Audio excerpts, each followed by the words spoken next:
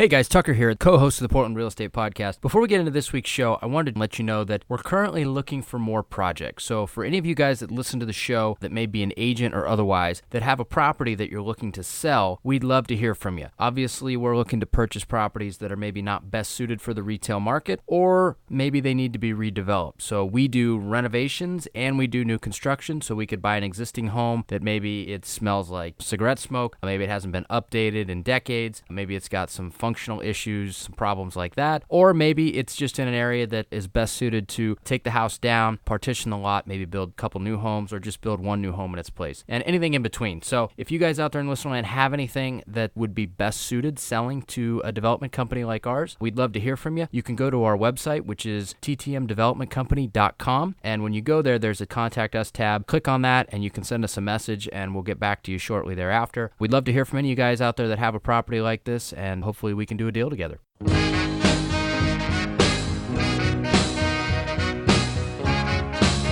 This is the Portland Real Estate Podcast, your number one place for anything you need to know about the Portland real estate market, along with in-depth interviews from our local real estate industry experts. Now, without further ado, here are our hosts, Tucker Merrihew from TTM Development Company and Steve Nassar from Premier Property Group.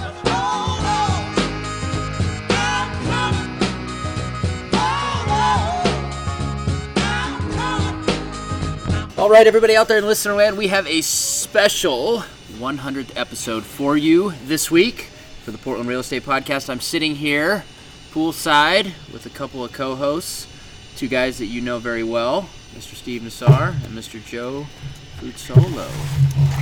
Not named after Hans Futsolo. Not after Hans. Welcome, guys. We're having a heat wave, tropical heat wave this week. It is. It's supposed to be 96 degrees today. So yeah, it's very, very warm out here. Your pool's a little brown, Tucker. That's because the lid's on, though. It's brown with needles. But no. Joe brought over some White Cloth, so that brightens the day. That's right. Yeah. Joe's been giving Tucker a hard time about drinking White Claw.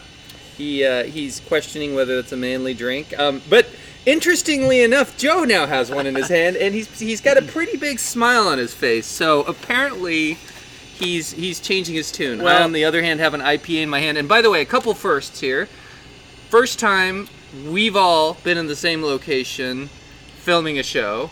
Whether our listeners know it or not, we always talk about our virtual studio, which is literally me and my studio, and Tucker and his, and Joe and his, and we're all connected via Skype.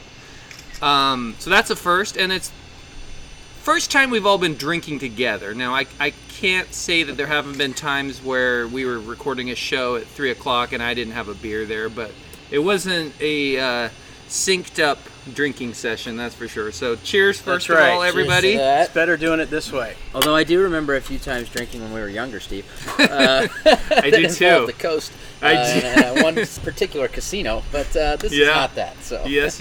I remember that time as well. So what are we going to talk about this week? It's our, well, this episode we'll call it. It's our 100th episode. We've got the first thing on the docket, which we'll get to, which is basically our best shows.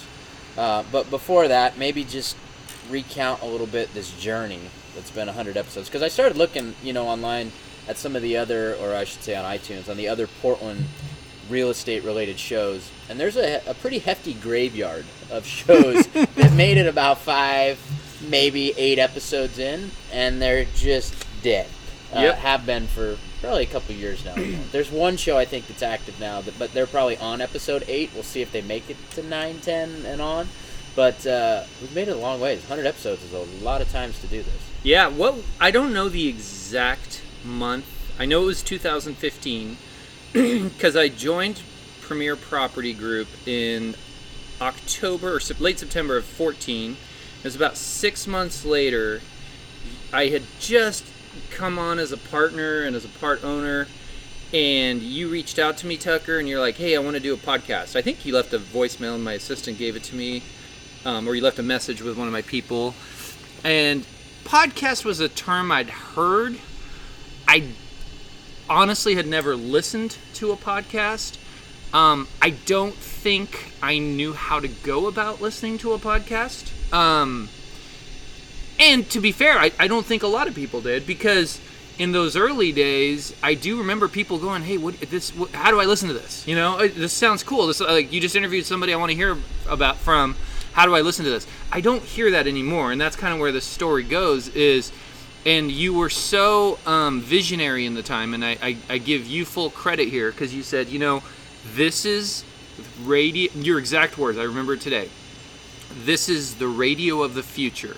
The old days where when we were kids, and it was 9 o'clock, and you ran in and you listened to Z100 or Q105. You remember Q105? Yeah. And you heard your favorite person and their countdown or whatever. Those days are long gone. This is on-demand radio, real estate as a business of people in their cars who need things to do. So we have an opportunity to have a listener base and an audience where we can create value. We can share information, share stories.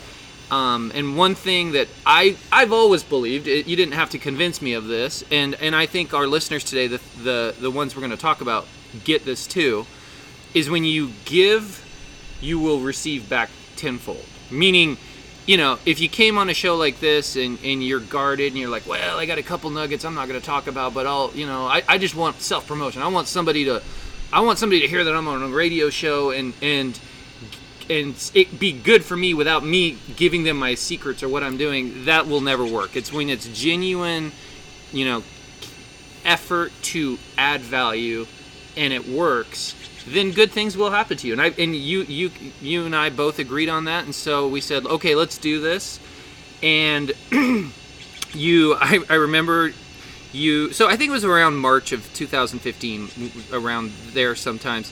And you sent me a link. You said, buy this stuff online. So we did, and sure enough, Amazon delivered it to the office, and then you showed up one Tuesday afternoon. I even remember that it was a Thursday afternoon, because it was the first Thursday, and we'd had a little meeting, and there was some wine and beer in the office. Do you remember that? And you had to walk by it. Yeah. I think it's one of the rare times you've been to my office, and but you came to my office and you helped me set up the microphone and the stand, and we tested it, and I think Dan was there. At some point, we have to talk about Dan and give him some kudos. Yeah, I mean, he's the guy behind the guys for 100 episodes. Tell our listeners who Dan is, who's sitting right here with us. Dan is with a White Claw, by the way. Yeah, he's trying White Claw too. He's taking some pictures. He's drinking White Claw. Dan is the guy responsible for what you guys are listening to, basically. He's been doing all the production and the publishing and getting it out on iTunes and now Stitcher and all those other different platforms that podcasts are on. Without him, none of this happens. Yeah. And so we tested the mic, and then I remember we put a calendar appointment for our first show. And I remember at that time I was like, okay, what are we talking about? And we were like, oh, it's the introduction show. We'll just talk a little bit about ourselves. And I remember at that point, I'm just like taking a bunch of notes. I even think I sent you the notes, if I remember correctly. Sent you the notes, and they were pretty detailed, and it was like pretty much written word for word, and it was just too much. And I actually, in preparation for this, I almost went back to that first show and listened to it, but for two reasons. I didn't have the time, because I did listen to all three shows that we're going to talk about today. I didn't have time, but also I was a little bit nervous to listen to it, because I didn't want to hear how we sounded on that first show, because I think this is one of those things where you do get better with time and a little bit more relaxed, and it's just part of the process. But fast forward to today, I mean, gosh, we've had pretty much every big name in Portland real estate on the show. We've interviewed big people over at Zillow on a national level. And they lied to us on the show, virtually face-to-face. We've seen, as you acknowledged, we've seen other people go, wait a minute, that builds credibility. That your clients will think more of you if you do that. We should do that too.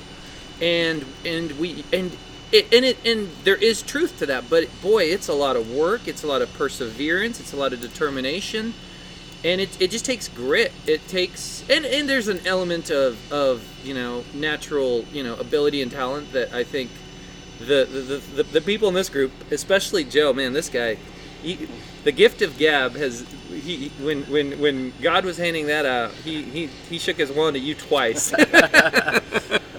That's funny. But and here we are, episode 100. It's been an amazing run. I think when we're done with this episode, we'll talk about where we go from here and some future ideas we have. But who wants to talk a little bit about the agenda and kind of how we came up with what we're going to talk about on this show? Well, let's talk about what we're going to talk about some more. How about that?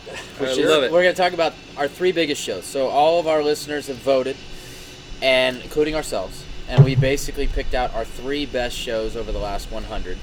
And it should be noted, too, that within that group of people that we have interviewed, over the course of time, we'll say the first few people we interviewed were like, what's a podcast? And how in the world does this all work, right? And so Dan would have to show him how it all works and get him to understand it. Now we ask somebody, and it's like, oh, no problem. Yep. Easy. Yep. So the growth of podcasts over that time has been huge, not only on the recognition side, but also on the guest side and understanding how it all works and comes together. So that's a big thing. But going way back, the first guest that we had was Terry, I believe. Or no, was it Randy?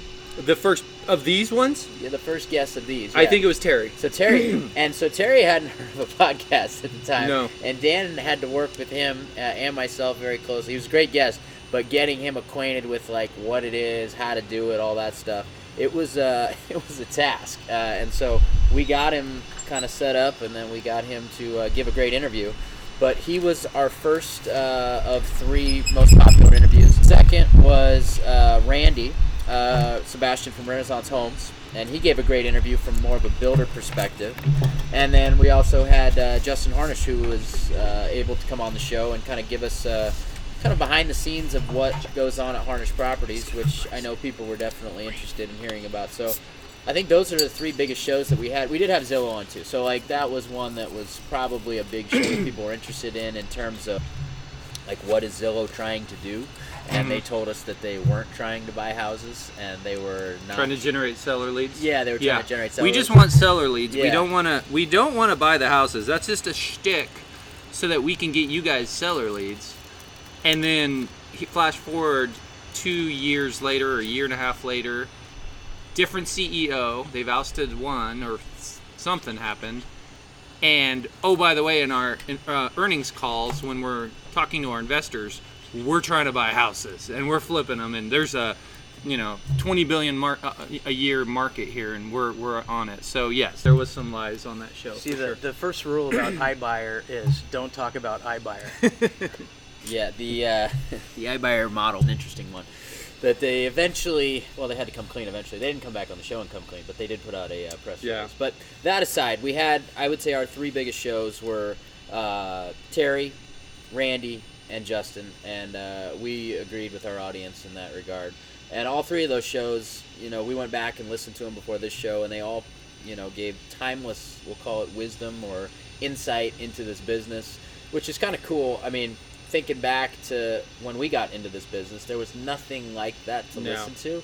We were just kind of wandering aimlessly, hoping that somebody would, talk to us and tell us how this business works. Where now you can just download the iTunes app and listen to these guys impart a little wisdom on you. So, I don't know. Let's talk about these 3 interviews, because it was really cool of them, especially going back to the point that they didn't even know what a podcast was when we asked them to be on it. And so when you ask for people's time and they have no idea what they're really signing up for, it's pretty cool for them to say yes. And they were good. They were natural talents. They spoke well. They had good voices, and man, I mean, it felt rehearsed, and it really wasn't. And that's the beauty of this is in my early days, when you told me we're going to do a podcast, I was envisioning like rehearsals, like this whole phony mony, like create this presentation, like like you would say if you said, hey Steve, we're going to be in a play, right? And the reality is that's not what it is, and those guys were really good at that. That takes a special person, and they had it, and they brought their best. As Tucker just said, I mean, Terry Sprague, Justin Harnish, and Randy Sebastian.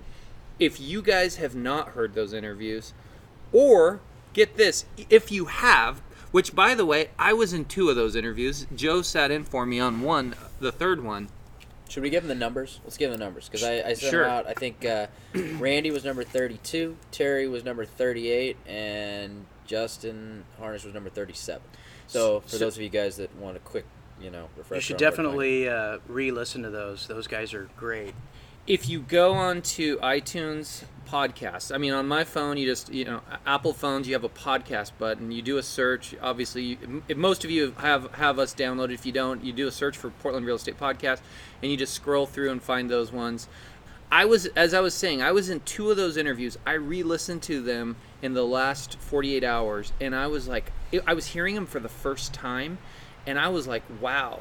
And I think for me it was really impressed. What really jumped out at me is when I first, and you'll hear this on the podcast, and take with it what you want from this, but I'm going to be really honest here. On that first podcast with Terry Sprague, I was very clear that I don't do much in luxury real estate. I've, kind of built a team, and I'm leveraged, and I really focus on that 100 to 800,000. I said that in that podcast. Joe likes the White Claws, by the way. Joe just pulled I another figure White Claw. I had lime. I still have 3 more flavors to go. Ruby grapefruit is the choice right now. Maybe White Claw can sponsor our show moving forward. We should reach out to them. That's right. Hey, is that how you make money off the podcast? That's right. I need some White Cloud skis. So when we did that podcast with Terry Sprague, I wasn't in the luxury market, and I wasn't really trying, but it was interesting. And I said I've done a few higher end homes. Well, here we are 3 years later, and I am doing more of those, and I have made it a focus for the last couple of years. And I'm looking at the things I'm doing, and I'm like, man, I'm doing what he talked about. I'm doing a lot of the things he talked about. So, that's a chicken and the egg. I mean, I learned from Terry, but at the same time, as I was listening to it again yesterday, I'm like, I need to be doing that too. So I'm still learning from him. So same with Justin. Both those guys had just some never-ending, timeless wisdom about the higher-end market. And I think everybody, strives to be in that market. So I challenge one of our listeners to go, no. That's not where I want to be. So if you haven't had the chance to listen to those, or if you did listen to them 3-4 years ago, listen again, and you'll hear it again for the first time. Same with Randy Sebastian. Although I will say, I think you told me. I haven't listened to it verbatim on the show from the episode, but I think he said he would never do Street of Dreams again. Actually, I listened to it, and he didn't say that. Okay, he all right, did never not mind. say that. Scratch that from the record. Yeah. That's the beauty of these podcasts, is they're pretty cool to go back and listen to, because you think you heard things. No, We can start that rumor though. Yeah. And I think in the clips that we play, you should play that. He was actually pretty spot on with reality. He goes, I love the Street of Dreams. I did it, and he rattled off, 92, 93, and I did it 4 or 5 more years. This was in 2016 when we interviewed him. He said, we're too busy now, but I'm sure I'll do it again. Yeah, I don't know why I remembered that as him being. I think I was confusing him with you. Yeah. I think I've heard you again. say so many times, I'm never going to do it again, that I associated that with Randy. And it's not a bad thing, Yeah, I guess yeah. I should say publicly. Yeah. It was a good experience. It was just a taxing experience. Yeah. So we're too busy. Moving Wait, go ahead. before we jump in, we gotta do a cheers. Okay. Right? The centennial episode. So this is your baby, not mine. First of all, cheers to Dan, because without Dan, we 3 would never be able to figure any of this out. But thanks for having me on the Best Masters, all those episodes, and thank you for the 100th episode. I don't think we gave you kudos. No, we'll do that after that we talk about the 3. We're going to come back to you. Yeah. We're not done with you, but we can do the cheers. Oh yeah. But we're not done talking about Best of Masters, because I think one of our things that we're doing here, cheers everybody, is we're going to talk about the biggest 3, and you're a part of the biggest 3, by the way, and hence why you're here. But I think then we're going to talk about, okay, what were some of the others? And, I wrote down, Armless and Kurt Von Wasmuth. I mean, he's been awesome on the podcast. He was a great show. But you came on as a regular, and you were always one of our favorite shows, and we'll get to that later. So let me get through my cheers. okay. My cheers is based on selflessness, right? So you guys putting this thing on, you're like sharing knowledge to everybody in the real estate world. You're interviewing the biggest names in all of real estate and real estate related services. You're doing it for free, trying to make everybody better. also, these guys, which, Tucker, you didn't even say their last name. Everyone knew who the hell you're talking about. You said Terry, you said Randy, and you said Justin. If you don't automatically know who those three people are, you were born on the moon. So those guys have been very selfless, and everybody else that's been on your podcast, they're so willing to share and so willing to help. I think that is really awesome. So for your 100th episode, my toast is to everyone being so selfless and putting it all together. Well, hopefully when we tag them all and releasing this, they'll be selfless in promoting it as well. Yeah, Let's hope so. Well, and you, I guess, heck, we're going there right now. I mean, you said that about the best of or about the Masters group. That when in one of those episodes, you talked about how you were going through the dark days of the downturn. In listening to some of our old podcasts, we called it the real estate Holocaust, right? That might not be PC now, but we'll call it the dark days. Yeah. But we talked about how you were like, okay, we're all islands out there. What if I could unify us and we could make each other better? We could give each other support. We could realize that there's other people going through these challenges and everybody lift each other up. And your format's different. We know that. Not everybody can jump in on this and talk with us. But I think our vision is the same. Like, there's a lot to learn from this business, and Tucker and I are students of the business, and we want to pull in other students of the business. And Terry was a great one in his interview. I re-listened to it today, and and even Randy said it. He said, we're housing geeks over here. He's like, we're housing geeks over here. Terry said, I'm a scientist of the business. I want to know, where buyers are going, what they're doing.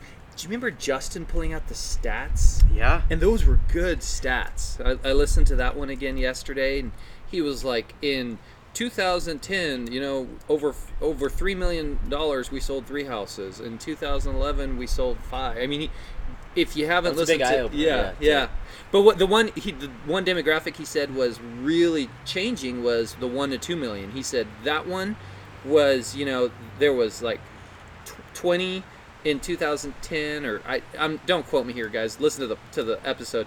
But then there was 25 in 2011. But then in like 2016, it was climbing to like 100. And I think Terry said 1.5 was like sweet spot. Yeah, right? Yeah, he did. 1 point. He said candy. Candy. That's Yeah, right. he Yeah, said he candy. said candy. Yeah. So that we tried to be in the candy spot as much as possible. Yeah. Yeah, Terry. For those of you, let's a couple things that's interesting about these 3 big interviews. Okay, 2 of them are luxury real estate players, big time luxury real estate players. Top tier. Probably often bumping into each other at the same listing appointments would be my guess on some of the biggest properties. But they're so different in how they got there, and that was what was so cool. And to listen to both those episodes, you've got, and they both deserve kudos, and we gave them both kudos, and you were a big part of that on Justin's. I mean, Terry pulled himself up from nothing in a matter of 8 years. When we interviewed him, he had been in Portland real estate for 8 years, and he immediately honed in on the luxury high-end market. In one of my questions, I said, so did you schlep a couple townhomes on the east side to get your way? And he's like, nope, I went straight. And he gives the roadmap. For those of you, again, go back and listen to it. He gives the roadmap. I was brand new. There was agents in my offices. Probably would be my guess. I don't remember if he said it or not. Probably agents on the retiring side who are like, yeah, go hold my house open. It's a $2 million home. I'm okay with that. This is the roadmap. And he goes and he holds it open and he meets people. Obviously, it takes the right mentality and personality, but he meets people and he leverages that. And then suddenly he has an opportunity. He said he also, he asked him if he could make marketing pieces for that listing with his info on it. And that's part of the roadmap. I mean, so he was spending money on listings that weren't his, going there, doing open houses, giving away pieces for them, and getting luxury home opportunities right out of the gate. And then you better believe the second he had an open house, guess what he's doing? He's doing that times 10, and he's picking up buyers. he had some really interesting stuff to say, because I asked him, I was like, Terry, okay, so I get that's awesome. My problem is I've got $300,000 townhomes coming at me. How do you handle that? And he gave his piece. Now there's different schools of thought on it, but he did say, I like to advise him. I typically don't want those listings. I'll refer to one of my other agents, but I'll help. I'll be a part of it. He just gave such a great roadmap of being at 0 and going to 100 in such a short amount of time. Both you and I, our jaws dropped on that episode. Do you remember? You and I both go, Terry, you've only been in real estate 8 years? I remember I had met him unknowingly when he was kind of on the front edge of that journey. He came out to one of our, at the time, higher-end projects in Laurelhurst, which we were selling for just under $1 million, which at the time was a very expensive home in Portland. Yeah. And I was thinking to myself, I was like, who is this better-dressed gentleman than myself that showed up, and we were in construction still. And so he had some shiny shoes on and a nice shirt, and I was like, you sure you want to come in here? Because it's it was raining and it was muddy, and it's just construction site. But he was a really nice guy, and then turns out that was Terry. Yeah. And we crossed paths 6 years later via the interview, but obviously we crossed paths a few times. I don't think you talked about that on that interview. Yeah, that's a fresh story for you. Yeah. That wasn't in there. Random run-in.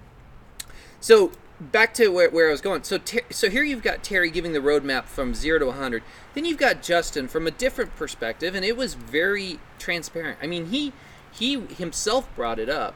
And I think Joe helped with that, we should say, because Joe had a history with him. I didn't really know him. Well, I mean, we'd done a few transactions together, but I didn't really know him at that point. Yeah. And you had to sit that one out for, I had a class why. I was teaching, and somehow we got our wires crossed, and it worked out even better because Joe knew him, and you could talk about being in the same room when he first showed up. Why don't you tell us a little bit about that and how different he was from Terry and his coming into real estate? So Justin is an interesting story. We were together at 2 companies. I've known him for, I don't know, let's say 20 years. And I was there for his first day, right? His mom, Christy, was like the big time realtor of Portland, some say Oregon, and all eyes were really on Justin.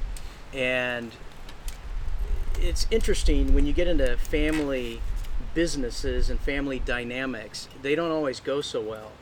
And I went to Jesuit High School, and a lot of the parents there, they have car dealerships and carpet companies and these big massive companies, and the son graduates and goes to college, and then the son is the VP, and I've seen some guys crumble the company in 6 months. I've seen people push back and forth and not really gain traction but not slip backwards, and I've seen some guys just hit a grand slam. And I was kind of curious to see how Justin would go through this. He was young. To have a large amount of success at a young age, it could get to your head. You could be number one in your fan club, and he stays pretty humble.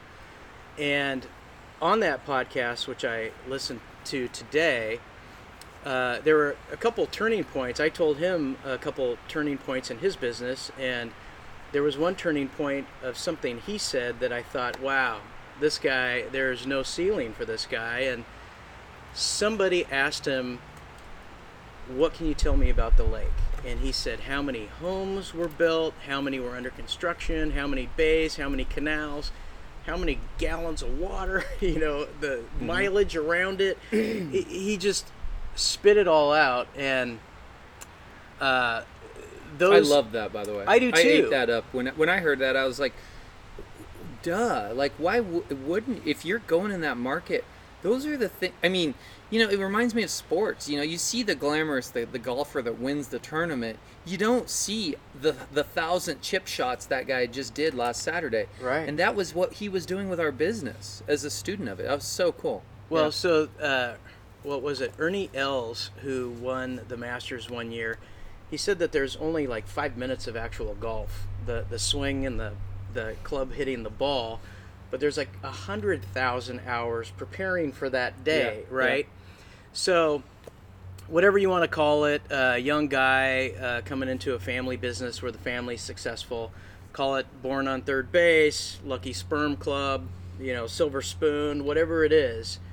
you have to have a little bit of grit to take the ball and just run through some 320-pound tackles to get it into the end zone, and he did. He's arguably the best realtor in Oregon with, I don't know what it is. I don't think it's arguable. His numbers are the highest. 110, Yeah. 115 million closed sales and last year. That's an estimate.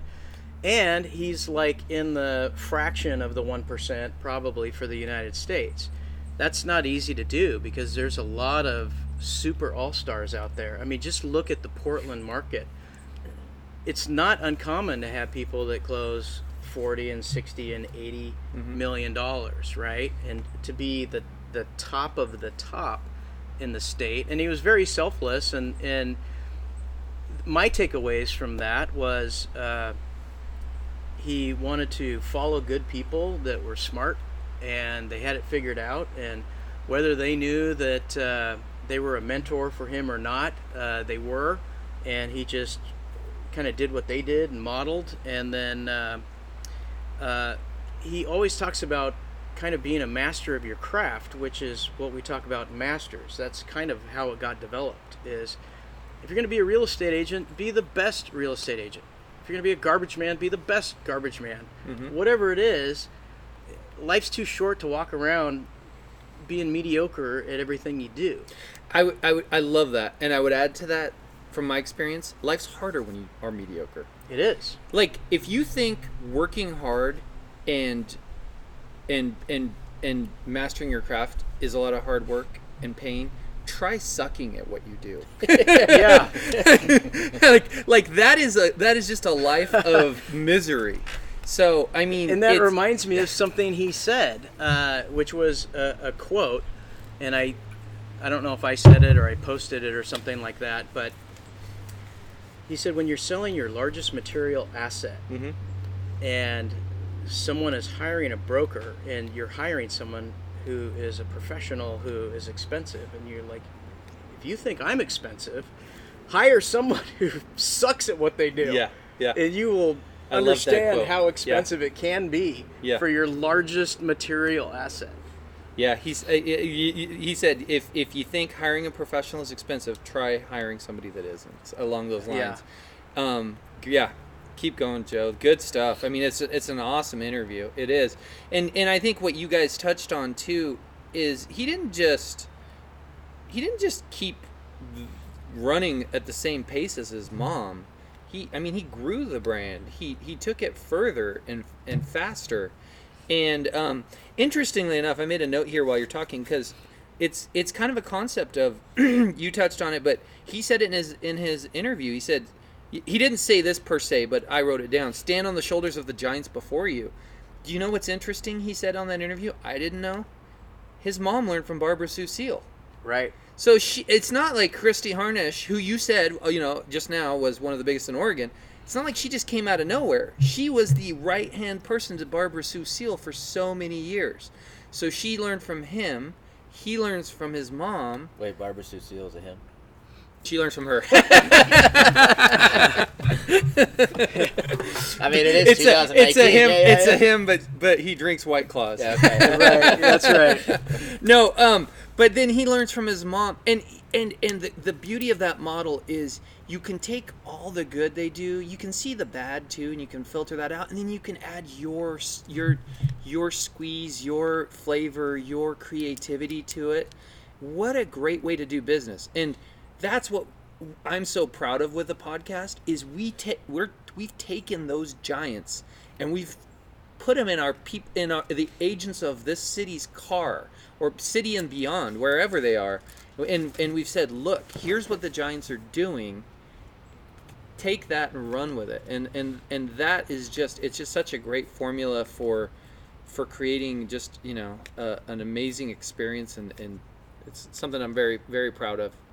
Yeah, Which is the reason we have interviews with all these guys, because everybody has something to learn. Yeah.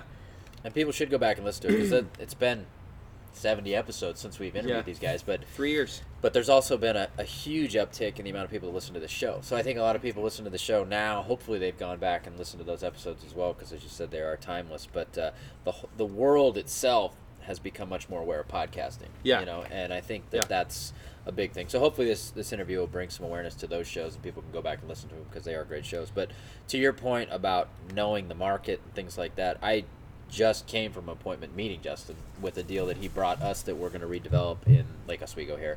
And I wanted a second opinion on creating kind of a type of housing that doesn't exist in a price point in first edition, and he knew it real well. Oh, and yeah. So it was, just kind of a testament, sort of like with the lake, right? He knew, okay, where does the sun rise? Where does it set? Who gets afternoon sun? Who gets morning sun? I remember he talked a lot about that, and that, factored into value a lot. And so same thing with first edition. So there's a lot of really good stuff. One person that we should mention though is Matthew Tursick, who we interviewed, which would have been a great show, but we screwed up on the production end of that. And, It's the only one. Yeah, only one out of We had 100. 99 other good ones. Yeah, but he was a great interview. He gave a great interview also, and he's come from kind of a real estate family as well. And I think it's fun to hear from people that are from a real estate family, because from an outside perspective and somebody that, you and me, Steve, we got in the business back in 2003, right? And I didn't know a soul. You said that in real one estate. of those podcasts. I think Randy's, you said that. Yeah. And I didn't know one person, literally not one person in this Mm-hmm. whole business. And I stuck, and I'm still here. But people like me look at people like that, and we just initially hate them, just by virtue of where they are and where we are starting out. Now, you learn to like them over time when you get to know them as a person, but from afar, you always kind of have a little disdain for something like that. But it was cool to interview those guys, because after listening to the interviews, you actually should like them, because they embrace, that whole process of inheriting, a book of business or a name or a brand, and they both did really well with it. So it's unfortunate that, Matt's interview got cut short, but they were both great shows, so You should bring him back. we should. Yeah, and with and with Justin, I think there's probably there's challenges too with that. There's challenges, and you touched on that in the interview. There's a bullseye on your back from day one. You're not just some faceless, nameless person in the crowd. You have a bullseye on your back, and everyone's talking behind your back, and they're like, "Oh, guess what he's doing?" And so there's challenges to overcome. I think we focus. It's easy as an outsider to focus on the advantages they have. And let me give you another challenge. You're not. This is a tough business if you're not hungry. It is. There's two extremes in this business, in my opinion. There's the people that are too hungry, and that's problematic, right? Where you need a paycheck yesterday, and you're barely going to be able to pay rent this month if you don't get it. But then I'd say the other extreme is a challenge where, mom's got plenty of money, you're on a steady paycheck, and whatever the case is, and that can be challenging of itself. To find that inner fire and grind and work 70 hours at times where you don't have to do that is not easy to do.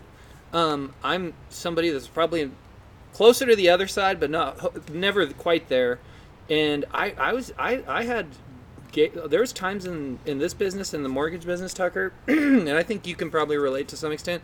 I had gators nipping at my heels. They were back there. Like if I didn't, the realtor that actually had gators in that house that was a grow operation, by the way. We won't say his name, but yeah. Anyway, I digress. I was just going to say it. There's a healthy amount of gators nipping at your heels. Hopefully they're never getting skin and drawing blood, but they're back there, and your mind is like, if I don't work my ass off, and if I don't focus, and if I don't perform, I may have to go find something else to do, and I don't want to do that.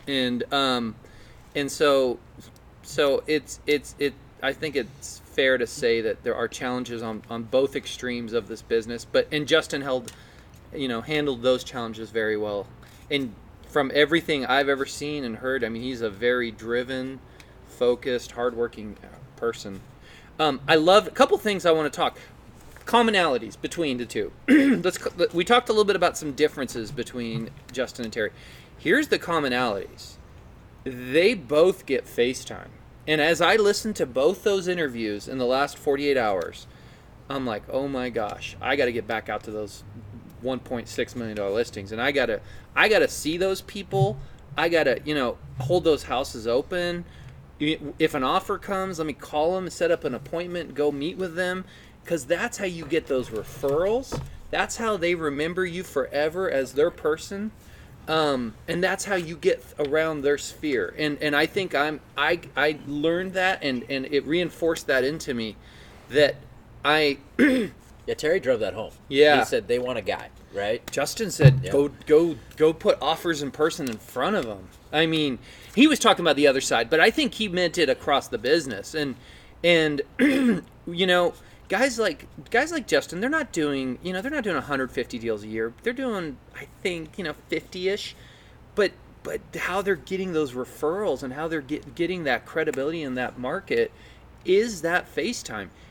I think I'm guilty in my business of being in that mindset of, a little bit more burn and turn, a little lower price point, great system, great experience, things go smooth for the client, but there's not a lot of belly to belly with Steve, and I have to force myself to go, okay, that works over here, but I just jumped the line over here, and one of these deals over here is worth 3 of these over here, so they get 3 times more of me. And I need, and to hear both those powerhouses in that market say that was just a big eye opener for me. And I'm looking at my calendar going, okay, when am I going to go meet with all those sellers? I'm doing it. There's a White Claw down. White Claw down. Well, I think there's a lot to take from both of those. I mean, other commonalities, anything else that you remember? Commonalities, high touch, just over and over again, high touch. They both talked about, Justin talked a lot about emails being like, it's so easy to fall into that email thing. You can send an email and it delivers the message. You can send a text and it delivers the message. But, and you're not going to always drive over to their house and give them a message, but maybe dial their number. Give them, hey, how you doing? How about this and that? And be their friend and build rapport and build that relationship. Justin said, and I really like this, and remember, this is an interview 3 years ago, but here we are 3 years later, and by the way, 3 years ago, I don't think iBuyer was a term. But it is today. And one thing he said, and this was it was to me, as I listen to it now, with today's, goggles on, if you will, he was predicting this. He said, be their advisor, be their representation. And he was talking about, in this situation, delivering the offer in person, okay? But you can take that way beyond that, right? If I'm your representative, where am I? Am I with you? Do I meet you once? Do I meet you 3 times? What is representation? And he was like, be there in person. Be there on the phone. Don't get guilty of hiding behind emails, hiding behind texts, just getting in the busyness of the day-to-day.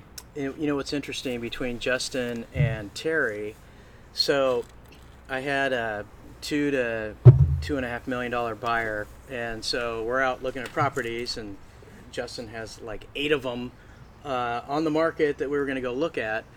And his office, they meet you in person. They're there a half hour early. They turn on all the lights. They get out of the way if you want them to, or they'll point out all the features if you want them to. And then you just like walk out, they turn off lights, lock up, do everything. There's a lot of belly to belly there. And a lot of times it's someone in his office, sometimes it's Justin, which I always love because he really has a great sense of humor. And then with Terry, we were in the Youth Music Project panel of realtors. I don't think you went to that, but his big thing is be delightful. That was his, I don't want to say shtick, but they just said, what's your secret sauce? What do you do? And he said, just show up and be delightful. Mm-hmm. And they both kind of have that. It's sort of hard to be delightful via email or on the phone. But in person, you have someone's undivided attention. Mm-hmm. If you call them on the phone, they hang up and you're gone. Mm-hmm. Or a text, they just block you. Mm-hmm. But if you're sitting across from someone, they can't just close their eyes and then you're gone. Like the dog that thinks if the dog, is in trouble and it sticks its head under the bed, it thinks it's invisible to everyone else because they can't see you. By the way, from our early conversations, your dog's done that a few times. Yeah, my dog has done that. Yeah. All right, I'm back. So anyway, show up in person, be delightful, be prepared, be the master of your craft, and preemptively do some forward thinking of what they might want. If you're showing a property that's on acreage, have plat maps available, have topo maps, show them where floodplains are, show them all the stuff that if you yourself were a buyer or a seller would have those very same questions. And when those questions arrive, it's like, well, gee, you want to know about the floodplain? Boom, here you go. You want to know about topography? Here you go. You want to know about setbacks? You can build a fence here, here, and here, hardscape here. That is the difference between a professional and someone's who's here just trying to ride the good wave of real estate while it lasts. Yeah, and I heard that loud and clear in both those interviews, and Terry talked about it. And I think I'm guilty of this. I learned, again, guys, I'm learning both times I'm listening to these interviews, and I probably need to listen to them each another 3-4 times. But I'm guilty of thinking agent-accompanied showings are a liability when I really need to think of them as an opportunity. And Terry said that. He's like, you have the ability to be the wingman of that buyer's agent there at your listing. Obviously, you have to do it right? You're not trying to get in front of their clients. You're not trying to be pushy, but you're there as a representative of your seller, and you, who knows the property best, can highlight, showcase. You can get there early. You can set it up. You can close it down. And by the way, in addition to how much that helps that showing, don't you think your sellers know that? Of course they do. They know you were there. They know when I'm there and when one of my team members is there. And don't you think they go, it just makes the difference. If you want to grow that business, those are the nuggets those guys are throwing to our listeners that we should be, honing in on. I actually, and I'm outing myself here. I've had a few high-end listings where I've talked them into non-agent accompanied, and I'm sitting here now and I'm listening to these podcasts again. I'm like, maybe this is why I have 6 today and not 20 high-end listings. Maybe these are those little tweaks where I can grow and learn from these giants that I can stand on their shoulders and take their wisdom and grow with it. From my perspective, having built a lot of high-end houses and building some, I think what it really boils down to, I think being their advisor is a big thing, but like mastering your craft, knowing that market so well that you can give honest feedback or information that isn't like shiny sales. You're not just a chauffeur, right? Like you're actually able to give them some tangible information other than what the listing description gives, right? Because there's a lot of people, this is one of the weirdest businesses, right, where like you can literally know nothing about the product you sell other than the process of sales and sell that product. There are very few businesses like that, but there's a lot of people in this business that know nothing about the actual product, that sell the product and stand on a pedestal screaming about ethics and how great they are, but really all they know is the process. They don't know the product. That's a good point. And if you want to be irreplaceable, you got to know the process stuff, but know the product as well. And I think that's really what they were saying in kind of a roundabout way. And I think that's ultimately the key to becoming a higher end agent is knowing that product so well that when you go do your face-to-face time like you're talking about, you leave and they're like, holy shit, he knows his stuff, right? Cancel it. Well, then whatever the next guy we're seeing or whatever, we don't need to see him, right? I think that's really the secret. And I'm not an agent, but that's just my outside perspective. Yeah. It's the truth. A lot of brokers, I think in Harnish's podcast, he said that they just sort of do a price per foot around the lake. And you really can't do that. You got to break it down by neighborhood, and the north side gets the sun, but you have the train, and the south side doesn't get the sun, but it's quieter and higher, and all these different things. And you really got to know your stuff, and that's all we really promote is just be the best you absolutely can be, and he actually has become that, at least for Oregon, and all these guys. Actually, Terry too. I mean, Terry has had a pretty impressive 8-year run, or however long it's been. Well, now it's been 11 years. I was doing some math because that was in 16 that we interviewed him, and here we are in 19. So yeah, his first year was what, 9 million. His second year was like 27, I think. If my memory serves. Yeah. He again, to our listeners, he gave the roadmap to from day one. And by the way, that roadmap's easier if it's not day one for you. If you've been doing real estate for 2-3 years or 5 years, and you decide I want to go into the higher end. He did give the roadmap to it, and I've had offline conversations with him. He swears, and I agree with him because I've implemented it. In fact, over here on Upper Drive, not too far from you, Tucker, I got that $1.2 million listing. Immediately, I did the open house, met some buyers. They're now on Lower Drive, in a $900,000 house. Well, there you go. So, I mean, being at those open houses of the high-end stuff. Now, I get it. As busy agents with a big book of business, you can't do all your open houses. But do those high-end ones. Do those ones. The sellers will be there. They'll thank you. They'll shake your hand. Thanks for coming, Steve or Joe. They'll show you a few things that they did. You'll build that relationship. You'll be there for some opportunities. Neighbors are going to pop in. They're going to check out your marketing. They're going to talk to you. They're going to say, oh, I've seen you around, but I didn't think you did your own open houses. This is the stuff Terry says, and I agree with it. On those ones, it makes a big difference. And the buyers are there. The buyers that come in who are looking for those types of homes. So that was a big thing I've heard him say. I've heard Joelle Lewis say that. She's a pretty high-end agent in our company. She swears by doing her high-end open houses. So the roadmap is out there for our listeners, and as I'm telling you, 3 years ago I wasn't per se following the roadmap. I've since started to follow it, and it works. I'm here to tell you it works.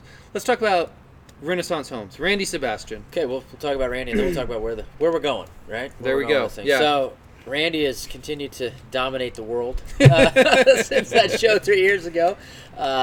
God, he's doing a ton. I mean, everywhere you look, Renaissance has got infill stuff going. They have changed their business model completely, which I think he broke down in that show pretty, vividly. He was doing a lot of infill. Right. And a lot of infill, a lot of Portland, a lot of Lake Oswego spot lots. Yep. Not big developments. And they're still doing that, but probably, to a much greater extent than they were even then. Do you remember the expression he used? SEAL Team 6. Yes, yes. And those would be for He said the challenging lots. We talked about the national builders and Lennar, D.R. Horton. Is Polygon national? Yeah. Okay. We talked about them, and we said how much of the real estate around here are they doing? He said versus the local guys. He said about 70% if you look at permits being pulled, and we're like, whoa! Both you and I were surprised. We thought it was maybe more like 50%.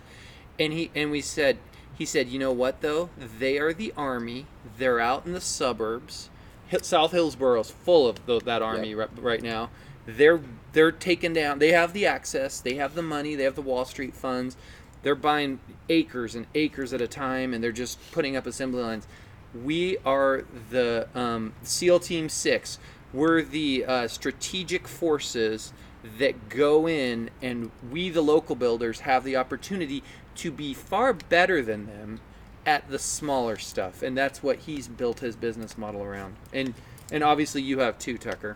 They've gone on to do a lot of things, and it's interesting to see because we're heading into inevitably the end of a market cycle at some point here.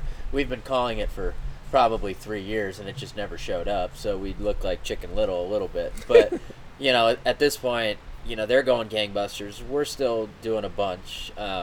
Who knows when the cycle is actually going to end and what it's going to look like when it does.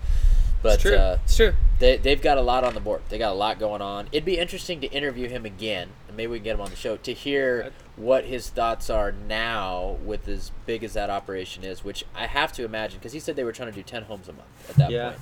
And I gotta imagine they're doing more than that at this point. Or maybe they were on the downside of that before, they're on the upside of that now. Yeah. I don't know by how much, but Yeah. I mean, they've got stuff going on everywhere. And they've got, like, they're not just in the low price points. They're doing spot lots in the 2 million plus arena now too, or close to $2 million. And a lot of lots that we looked at that maybe we passed on, or we just financially didn't have the bandwidth to take them on at the time. But they just gobbled them up and they're doing them. So they've got a lot of money on the board right now. And it would be interesting to hear kind of his thoughts on hedging risk with where we're at in the cycle, and whether or not they still believe just doing spot lots kind of hedge that risk. I'd be curious to climb inside the mind of Renaissance. Yeah, do you remember his story, where he came from? I do. But maybe you could refresh our audience. No, and I didn't until I re-listened to the podcast. So he was at a gym, surprise, surprise, and he saw some guy, this is in 1984, That's right. guy roll up in a red Corvette, brand new red Corvette, and he walks up to the guy and he's like, "What do you do?" You know, he's shooting the breeze with the guy. The guy goes, "I'm a builder." And the guy, he goes, "What do you build?" "I build homes." He's like, "Oh, how many do you build?" I think the guy said a couple a month. "How much do you make each one?" He said, $10,000. He's like, "I'm going to do that."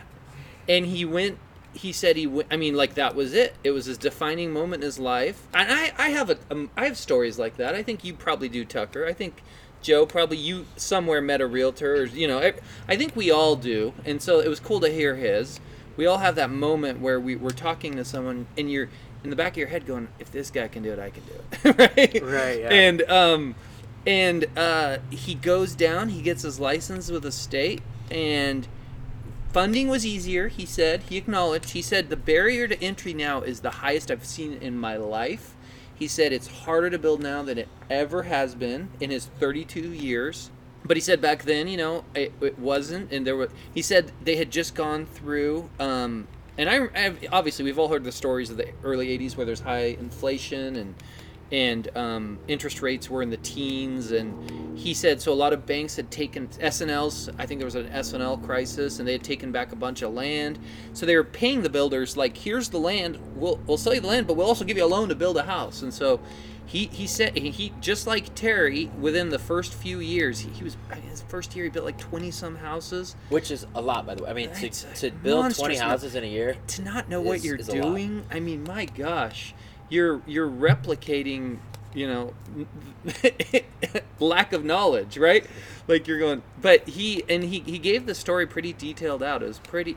Oh, but prior to that, he owned a food cart of some sort, or food truck, or snow cone machine or something. Listen to the podcast; it's in there. But he sold it and got 20 grand because he did need some funds. I mean, don't get me wrong. You don't get to become a builder back in '84 with $0 in the bank. He sold that and got 20 grand, and he sold some cool car. It sounded like a decent car for, you know, 5-6 more grand, and he used those funds, and he and Randy was really, you know, we carefully worded questions we were going to ask Randy about the downturn. You know, what lessons have you learned and stuff. But he was pretty generous. I thought he goes, you know, one of his exact lines that he said, it's public record. You know, I went through some challenging times in the downturn, but I've learned. Here's the lessons I've learned, and it was pretty interesting to hear him be very open. I think about he was that. very likable on that show. Yeah, To be honest, yeah. with you. He's always a likable guy. I think he was Randy is another one, though, always a where likable guy. From afar, some people judge and maybe don't want to like him, but he did himself a real service by coming on the show. I think, because I left that show going, that was a great interview. Yeah. He did a Until good this job. day, I think you guys are like, you know, you comment on each other's Facebook pages, we're and he's Facebook just buddies, you know? No, it was a great show, and he is. Every time I've ever seen him, I just ran into him at the Street of Dreams this last year at his house and sat there and talked to him about his house and bodybuilding, and you know, he's pretty excited about his house. He told me the things he had done, and we shared that on our Street of Dreams podcast, which I think was our last podcast. But I'm trying to think of some other nuggets in that show. He talked about Portland. You both got into the Portland thing, you know. Oh, and this was a commonality. And I thought, as I was kind of driving over here today, I was thinking about the three guests and you know, some of the commonalities. I truly and genuinely believe that all three of those guys, Justin, Terry, and Randy, love Portland. I think so too. I think we probably love Portland too, right? Yeah. I think that's an important part of Parts of it, yeah. Yeah. And I don't mean the city proper of Portland. I mean where we live, right? Like I think to be successful in real estate, you got to sell what you love, right? I mean, if you're looking at the clouds in December and you're going, gosh, when's my boat going to come in so I can head off to California, Southern California or Hawaii, you're just not going to be successful in this business. It's success in sales is a transfer of passion. It's where I love something and I'm going to show you why I love it, right? And those guys have that. And I think successful agents have that. And I think successful builders need to have that. They need to love houses. And Randy talked about how he was a housing geek and how they just are constantly studying their houses. He even threw out there, I didn't pick up on it the first time we did the interview, but I heard it here recently. He talked about things I don't even know, Tucker. Like you'd probably totally relate to it. Siding and things that made sure he's never had a window leak in 12 years. You remember that? He said Yeah, that. they do their siding a special way. And he talked about kiln burned lumber. You know, stuff that buyers probably don't even appreciate. Kiln dried. Kiln dried, yeah. I mean, stuff that the average buyer doesn't understand, but they just know that they're somehow, 15 years later, my house is doing pretty good. I like Renaissance. I'm going to go buy another one. And it's that long-term approach, and it's that, scientific approach to the business. He's built a brand. He's built a great brand. Yeah. You cannot deny that. I gave him a couple jabs. I told him his name's hard to spell. It is hard to spell. I still can't spell it. I got to have, whatever Google spell it for me as I start typing it in. But, I guess the brand's big enough that it can overshadow the spelling errors from people looking for it. And he relies on people like you to find the houses. He took those jabs well. He do you know what he said? He said, when I went down to the state to get my license or name or whatever, business license, I had to ask for a dictionary. They said, how do you spell that? He goes, do you have a dictionary? Which tells you two things. It's hard to spell, and it was, the 80s. That's true. That's true. That's funny. Well, we've got kids that are going to want to get in this pool at some point. So let's talk where we're going with this show. We got 100 shows in the can now with this one. Where are we going for the next 100? I want to give a couple props real quick. Okay. We've had a couple of other great guests. RMLS, Kurt Von Wasmuth. He has been on our show twice. He's one of, besides Joe, he's the only person that's been on our show twice. Am I wrong there? I think we had Travis Olson on twice. We might have. Okay. Very few people have been on our show twice. He's awesome. He's a natural on the podcast. Of all our guests, including Joe, who should have a mic, he has a mic teed up in his office. He's very sharing with what is happening at RMLS, and we really appreciate Kurt. I think we're due for another interview with Kurt. When we talked to him, I think in January, February, we said, let's not go another year or two. Let's get you on sooner, because you've got just so much insight on what's happening over there. He's a great interview. No question. Does anyone else who else comes to mind for you? Could you get Zillow back on? Maybe we could talk to them again.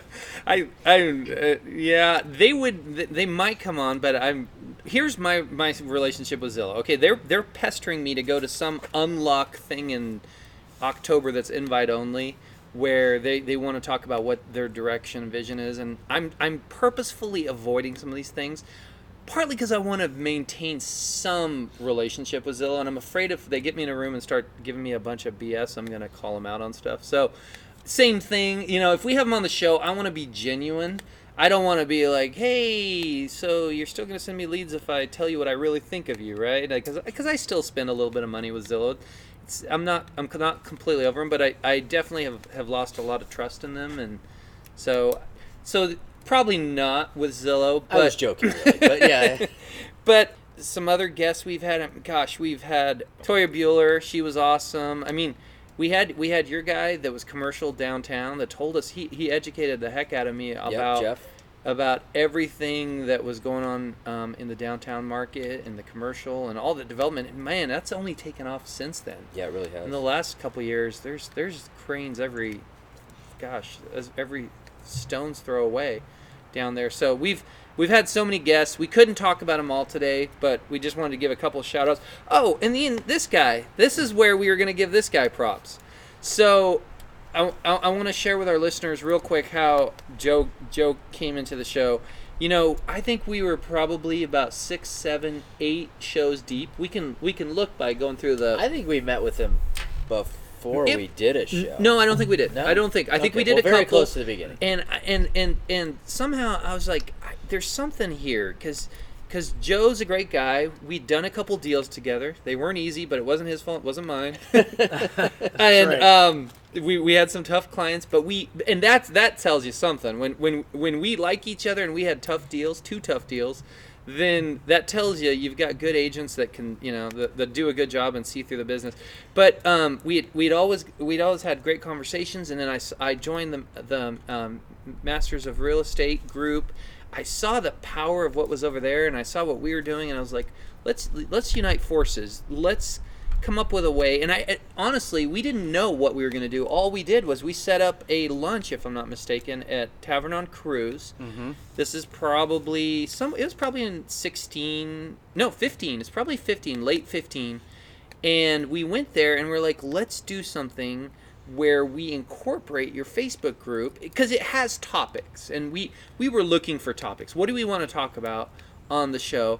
And a couple early ideas of that were, hey, what if people who post things that are interesting we invite on? And then and I think, and this was my idea, I was like, what if we have a panel of, here's a thread that's interesting, let's have 3 people on, and you guys both agreed that might just be too many people, so we go, let's have Joe on. Let's bring him on, and then let's just go through the last month or 2 of posts, find the good ones, and just talk them through and give props to people and give them shout outs. And it's been by far one of the biggest hits of our show. I'm guessing now we've probably done 8, 9, 10. We've done quite a few. And that's the best part, the best of Masters, because dealing with Masters every day is a little overkill, and you hear some of the rants and some of the crazy comments, but there are some. There are some, and you boil it down to the best of. There's a thread that gets posted, and by the end of the day, you got 120 comments, and you're hearing from all the greats, and they're actually contributing intellectually and adding value. And that's how it was sort of created. And we just look at, all right, well, so what do we do in August? And we pick the 3, 4, 5 best ones. Yeah.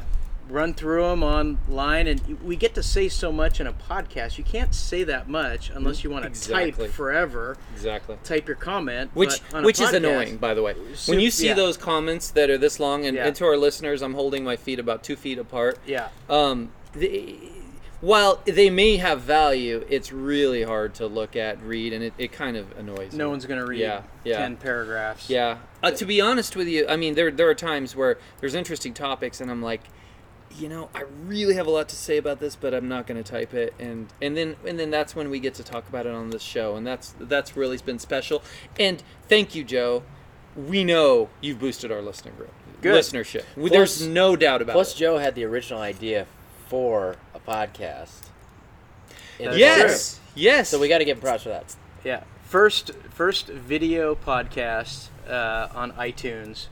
First one in the graveyard, by the way. Which was right. Well, actually, no. I think Rob Levy had a podcast of 1 episode. 1 episode podcast. But yeah, I did that many years ago. I had to do the editing myself, which was a time suck. So that went by the wayside after 8-10 episodes. Yeah, and to your defense, Tucker was masterful in understanding timing, right? If Tucker had came to me in 2010 and said, let's do a podcast, this is the thing of the future, we would have crashed and burned too, right? I mean, we would have, nobody, as it was, our people that we were trying to bring on the show didn't fully know what a podcast was in 2015, even though they do now 100% in 2019. So you were just early in that process, and there were no tech guys. You couldn't just say, "Hey, I need someone to, FTP my video up to iTunes and stitch it all together." They didn't do that. And you were masterful in picking the right time for Masters in Facebook, Masters in Real Estate on Facebook, right? If you had tried that in 2009, 2010, you started in 12? 13? We're about 7 years old, 7.5, and it was honestly like my Jerry Maguire moment where I just had this idea, and I'm like, I am doing this, and darn it, if I don't make everyone better, I'm gonna. So masterful timing is not being too early, not being too late. Because had you started 3-4 years later, there was already the graveyard forming, and everybody was trying to crawl up it, right? Yeah. As you see today in Facebook groups, and as you see in podcast groups. So timing is key in those types of executions, beyond all the other things that are important. And you've done those with the Facebook group. The thing you do, Joe, that I think sets your group apart from any other I've seen, and I've seen national ones, and they have the viewership. Make no mistake, their numbers are bigger than yours, but the quality is not anywhere near yours, because you run a tight ship. You say these are the rules. You please read these rules, because you're not going to get a do-over. We're going to delete you and block you, whatever your method is, so that they don't come back, and you're voted off the island quickly, and so it keeps the quality really good. Self-promotion. It's the old slow to hire, quick to fire. Yeah. And it's been a perfect marriage, in my opinion, with our podcast, and we appreciate that so much. So when we talk about the future of the podcast, okay? Here we go. Here's my wish list. Tucker, I'm curious to hear yours. I would love more Joe.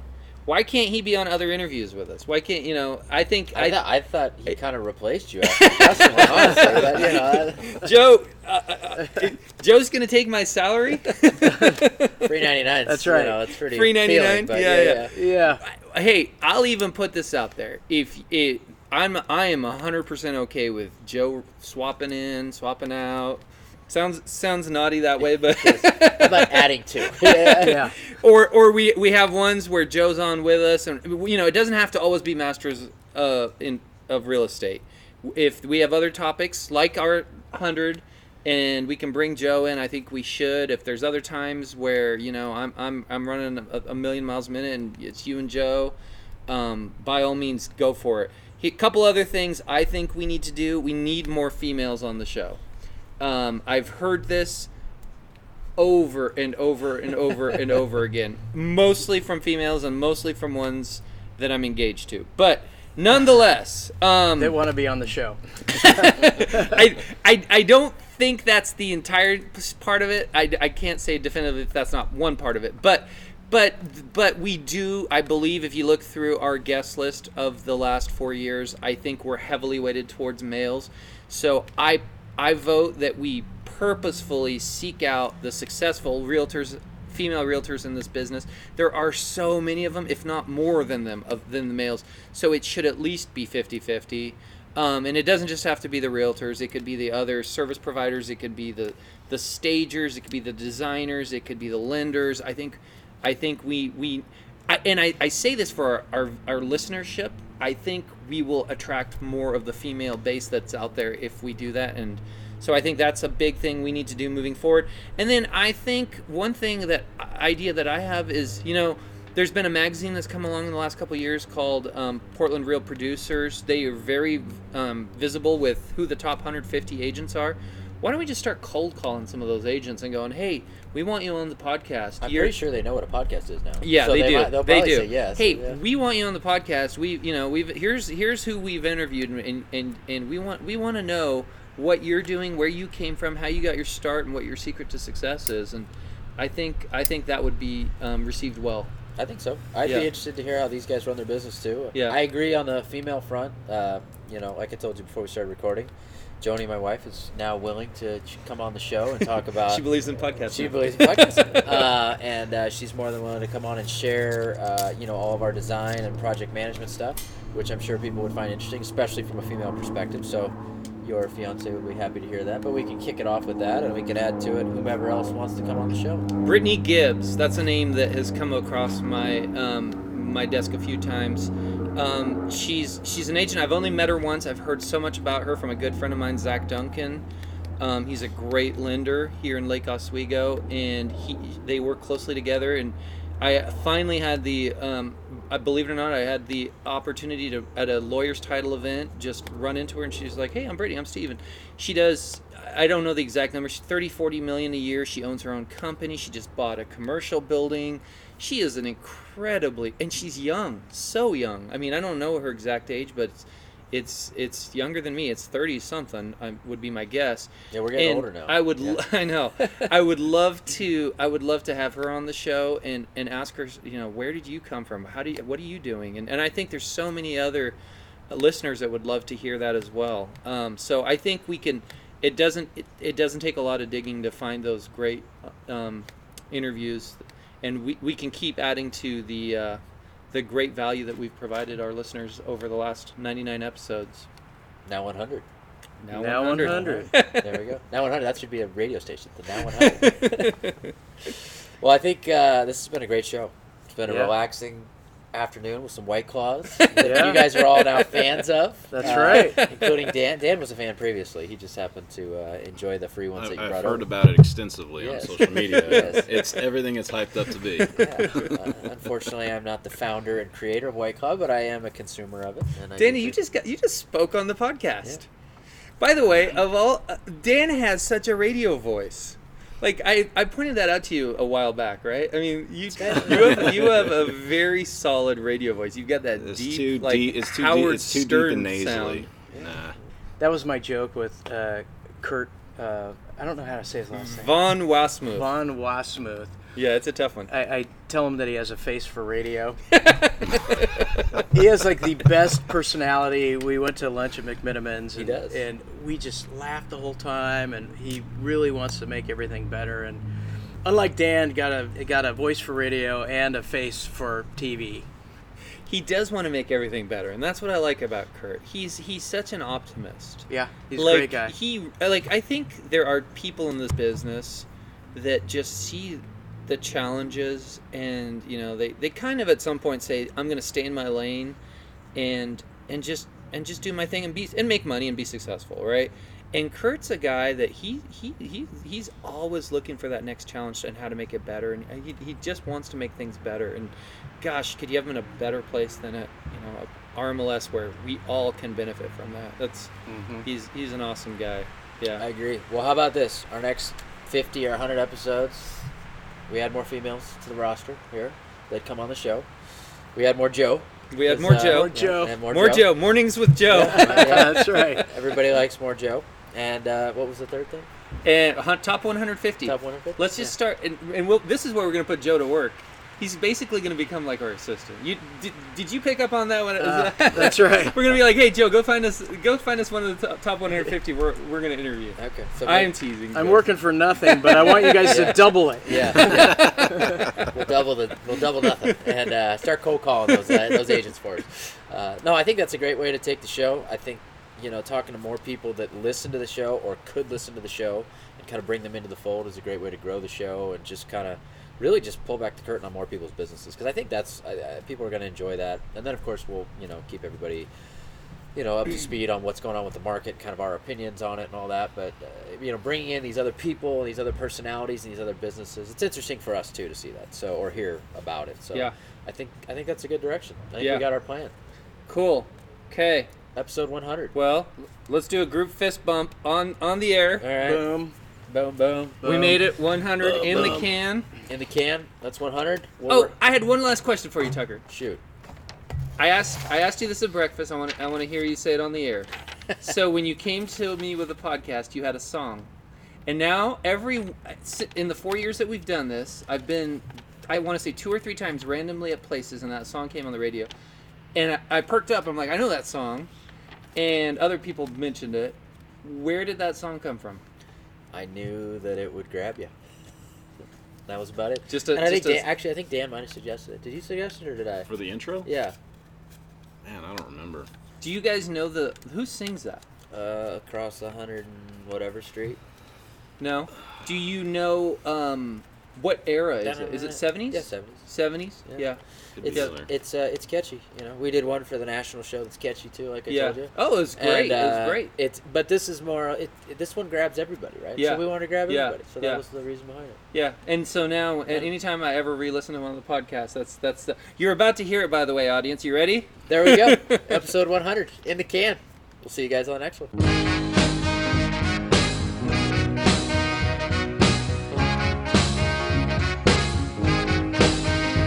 Thanks again for listening to our show, and make sure to tune in next week for another great episode of the Portland Real Estate Podcast.